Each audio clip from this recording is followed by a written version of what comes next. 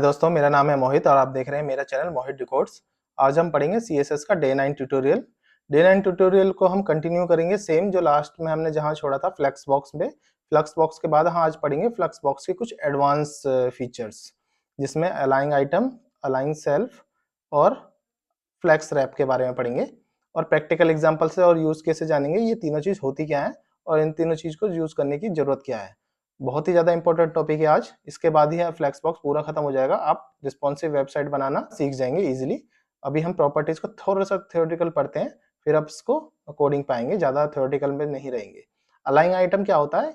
ये जो flux item होते हैं, फ्लक्स कंटेनर के अंदर जो उसके आइटम्स होते हैं वो क्रॉस एक्सेस पे देखता है। लाइक स्ट्रेच मतलब आइटम को स्ट्रेच कर दो fill in the container height के हिसाब से। ऐसे ही ये हाइट के लेवल पे चलता है। जैसे फ्लक्स स्टार्ट से आएगा, start of the cross voucher. Flex end मतलब आइटम अलाइंग at the end of the cross axis. Center मतलब सेंटर के क्रॉस एक्सिस में। बेस लाइन मतलब आइटम अलाइंग base on their text base line. ये स्ट्रेच मतलब ये बाय डिफॉल्ट रहता है। अलाइंग सेल्फ मतलब किसी पर्टिकुलर सब एलिमेंट पे, सब आइटम्स पे लगा सकते हैं, यही सारी प्रॉपर्टीज। रैप मतलब, नो रैप मतलब कि item stay in single line, अगर कितने भी आइटम हो एक ही लाइन में रहेंगे। रैप मतलब जब आइटम ओवरवेट हो जाएंगे तो दूसरी लाइन पे हो जाएंगे। Item move to next line if needed, अगर जरूरत नहीं है, 2 3 4 5 आइटम है, अगर उनकी विड्थ उसको इजीली मिल रही है, विड्थ अपने लैपटॉप की विड्थ से कम है, फुल विड्थ, तो वो एक ही लाइन में रहेंगे। अगर ओवर रैप हो रहे हैं तो नेक्स्ट में आ जाएंगे। नो रैप लिखेंगे तो कितनी भी विड्थ हो वो श्रिंक हो जाएगी अपने हिसाब से, क्योंकि नो रैप रैप करना ही नहीं है। रैप रिवर्स मतलब item wrap but reverse order में हो जाएंगे। तो थ्योरेटिकल इज ओके, अगर हम कोड से समझेंगे तो आपको इजीली समझ आएगा। तो ठीक है, चलो अपने वीएस कोड पे जाते हैं।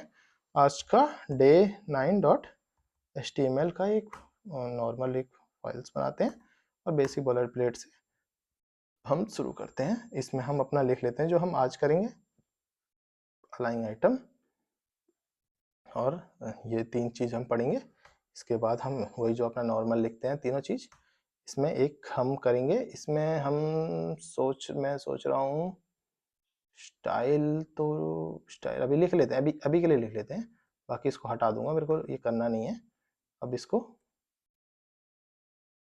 हाँ ठीक है, अभी को स्टाइल, जैसे कि मैंने बताया था स्टाइल कभी बॉडी के अंदर नहीं लिखी जाती है, तो स्टाइल को मैं कॉपी करूंगा और यहाँ से हटा के सिंपल टाइटल के नीचे एक स्टाइल टैग बनाएंगे और इसको भी हटा देंगे और इतना हम इसमें लिख लेंगे। अभी इतने इतने के अंदर ही लिखेंगे, बाकी आपको समझ आ जाएगा। ठीक है, अभी ये इतना समझाता हूँ, बाकी इससे ही समझ आ जाएगा आपको क्या हो रहा है। ठीक है, अभी मैंने एक कंटेनर बनाया जिसको मैंने क्लास नेम रख दिया कंटेनर, जो आपको समझ आ जाए। ये कंटेनर होता है मेन कंटेनर, जो फ्लक्स कंटेनर बोलेंगे इसको हम। इसको फ्लक्स आइटम बोलेंगे क्योंकि कंटेनर के ही सब पार्ट हैं ये, तो ये फ्लक्स आइटम बोलेंगे इसमें। कंटेनर को फ्लक्स कंटेनर क्यों बोलेंगे? क्योंकि डिस्प्ले फ्लक्स मैंने इस पर लिख दिया है, तो इसलिए अब ये फ्लक्स कंटेनर बन गया। आइटम ये फ्लक्स के ही सब आइटम्स बन गए हैं। ठीक है, 5 लिए हैं मैंने, पांचों में ये लिख दिया। फ्लक्स रैप में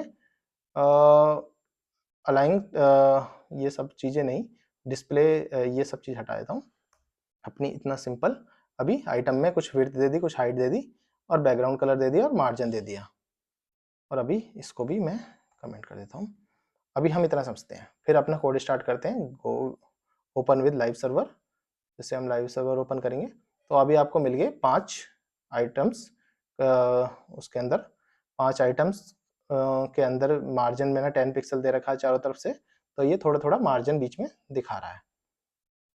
पैडिंग भी दे सकते थे, पैडिंग देते तो बस कलर का डिफरेंस आता, कलर मिक्स हो जाता, इसलिए मार्जिन दिया है।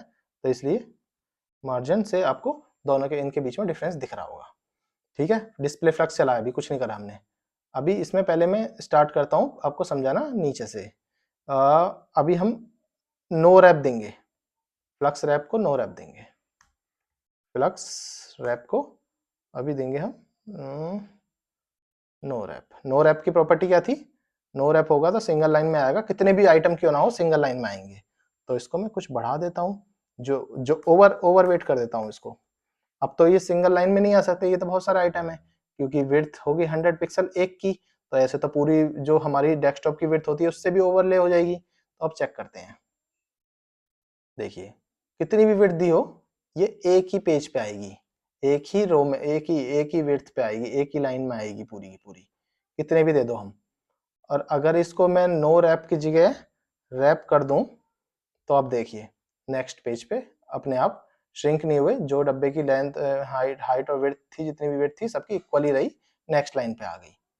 इजीली समझ आ गया आपको, नो रैप और रैप। और लास्ट वाला जो तीसरा था रैप रिवर्स, ये तो रिवर्स, ये तो पता ही चल रहा है नाम से ही रैप रिवर्स क्या हो सकता है। अब देख लेते हैं रैप रिवर्स। देखिए रैप रिवर्स हो गया सारा कुछ।